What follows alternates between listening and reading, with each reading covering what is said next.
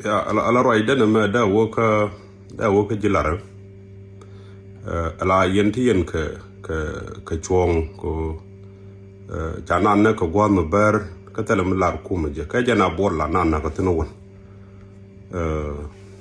ja ambulance ni chikara won tam me kan mutwok ka Ethiopia ndongo la ambulance la na ka jana bor wara da kel ro ka chana yen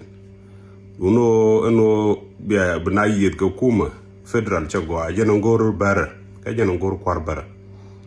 ya pal ka ne to nyokan bar la ro ya pal gwa bar chai gol to nang ne ni me shina yede ne ka 2016 ke 2008 ko kwen Ethiopia ya ka gang talaram chanak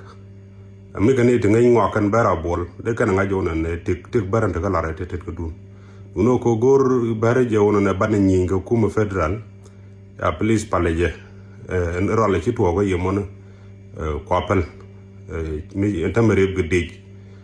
ba goro run ba medit ba dor ba yu kol nore ka you are very innocent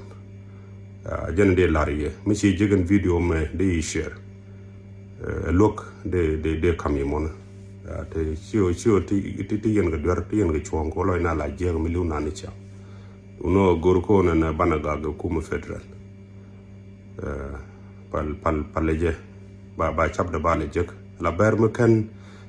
kan we we gambel chalat ko gotun wano gambel me kan roje noir mu go tele ban mal ba non kono gan man kono par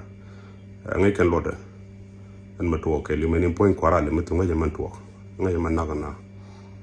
no go abi atemal jeg loy de gere ci to pan du no tel kon lam na pel ne kon cha